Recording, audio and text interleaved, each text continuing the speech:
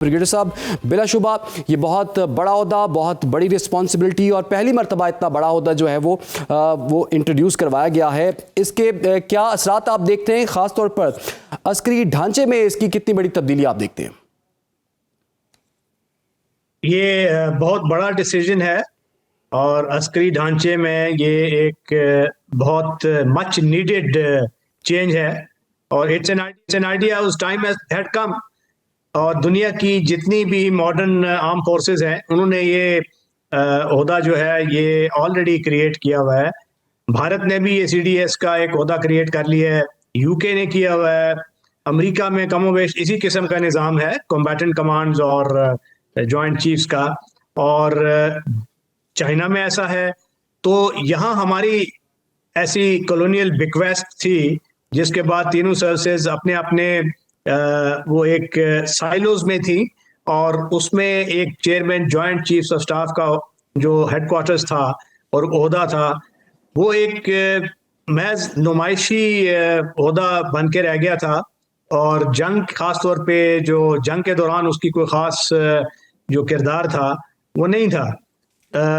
अब ये जो चीफ ऑफ डिफेंस फोर्सेस का हेडक्वार्टर्स है, जो ओहदा है,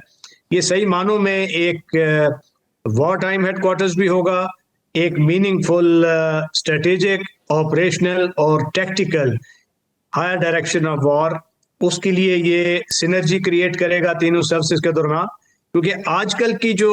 जंग है ये बहुत कॉम्प्लिकेटेड हो चुकी है, मल्टी डोमेन हो चुकी है, जिसमें स्पेस है, साइबर स्पेस है, एयर है, सी है, लैंड है और कॉग्निटिव डोमेन है। तो इतनी जो मतनोह किस्म के डोमेन्स को इकट्ठा करना और उसमें से एक सिंगलनेस ऑफ कॉन्सेप्शन दे के फैसला करना, जंग में जहां जिल्ट एज्ड चांसेस होते हैं, क्विक डिसीजन मेकिंग करना होती है और तीनों सर्विसेज को एक कॉमन ऑपरेटिंग पिक्चर के जरिए देख के फैसला साजी करनी होती है। तो ये एक हमारी बहुत बड़ी वल्नरेबिलिटी थी जो इस वक्त खत्म हो गई है जी। और चीफ ऑफ डिफेंस फोर्सेस ये अब तमाम सर्विसेज और तमाम डोमेन्स उसके ऊपर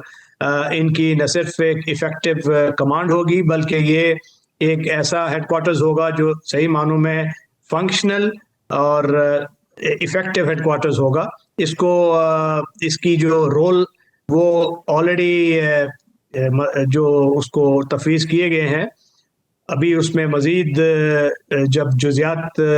भरेंगे तो ये फुली ऑपरेशनलाइज होगा। अच्छा, और ब्रिगेडियर साहब, बहुत सी आपने कुछ चीज़ें तो यकीनन बड़े अच्छे तरीके से बता भी दिए, समझा भी दिए हैं। ज़रा ये भी अर्ज़ कीजिएगा, तीनों जो मुसल्लह फ़ौजें फोर्सेस हैं उनकी परफॉर्मेंस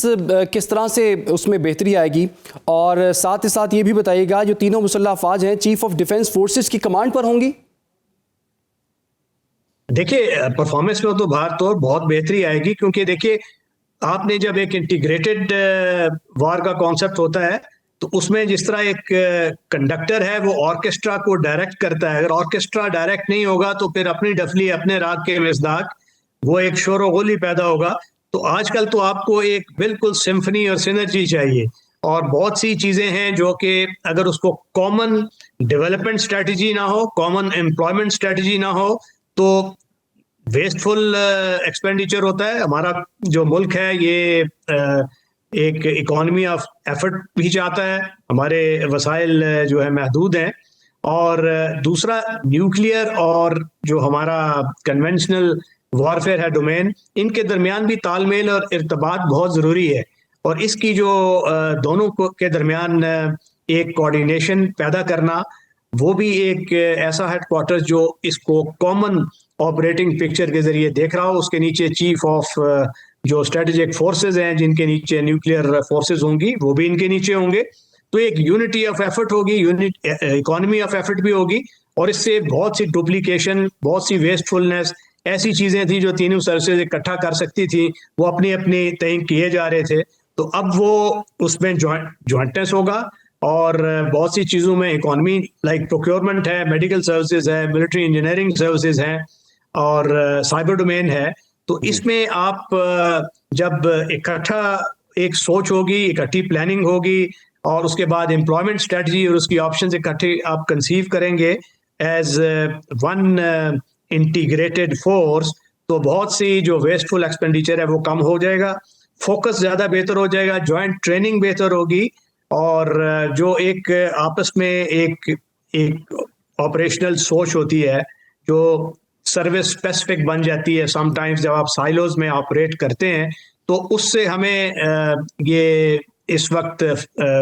फ़ायदा होगा कि तीनों सर्विसेज जो हैं वो अब सोच के लेवल पे भी जॉइंट ट्रेनिंग, इवन के एकेडमीज लेवल, ऊपर से जाके स्टाफ कॉलेजेस, वॉर कॉलेजेस, उसके बाद जो आपकी ऑपरेशनल ट्रेनिंग होती है, तो ये greater unity, greater integration, synergy और इकोनॉमी ऑफ एफर्ट, अच्छा, तो ये हर लिहाज से ब्रिगेडियर ये साहब, विन विन है। It's an idea, time had come, और हम पसोपेश कर रहे थे डिस्पाइट इसके कि प्रोफेशनल सर्कल्स में डेकेड से इस पे बातचीत चल रही थी। भारत ने ये चीफ ऑफ डिफेंस स्टाफ का ओहदा क्रिएट कर लिया, और अब तो वो यूनिफाइड कमांड की भी सोच है भारत में, तो इस लिहाज से हम थोड़ा पीछे थे, मगर अच्छा है कि हमने एक जस्त भर के, मेरा ख्याल है अभी हमने उनसे बेहतर एक ये ओहदा ये क्रिएट किया है, जो कि चीफ ऑफ डिफेंस फोर्सेस है। भारत में भी चीफ ऑफ डिफेंस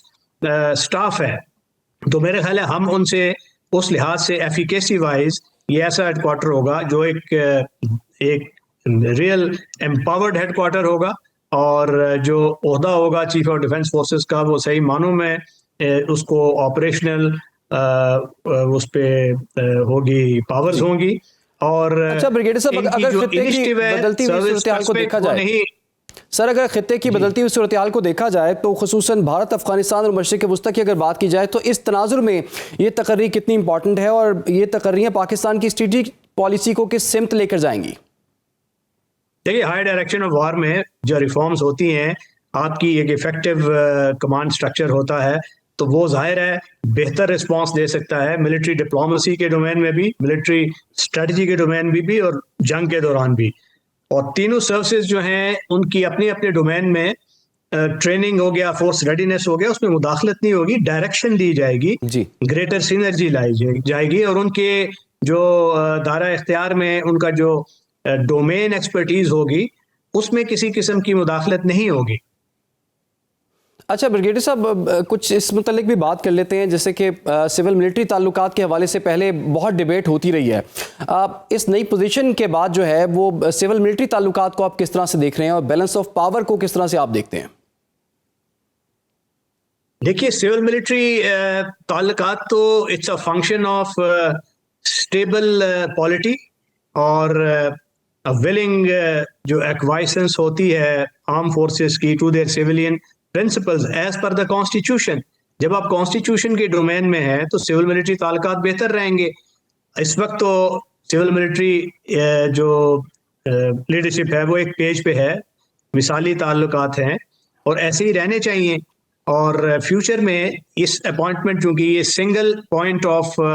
एडवाइस होगा पॉलिटिकल लीडरशिप को, तो ताल्लुकात बेहतर होने चाहिए, क्योंकि बहुत से जब centres of power civilian leadership के साथ इंटरेक्ट करते हैं तो कंफ्यूजन का एहतमाल होता है। तो इसमें मेरे ख्याल में ये बेहतर होगा, ये तीनों सर्विसेज की ये एक मौसर। ठीक है।